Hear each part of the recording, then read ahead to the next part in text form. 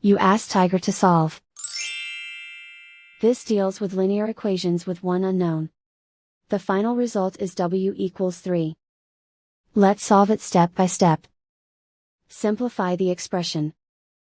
Combine like terms. Group all constants on the right side of the equation.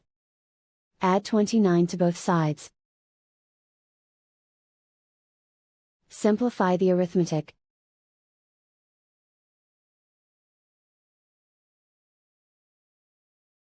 Isolate the w.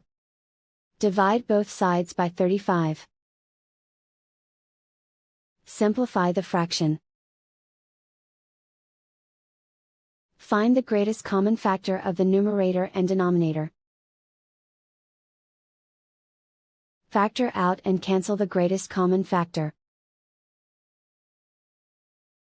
And so the final result is w equals 3.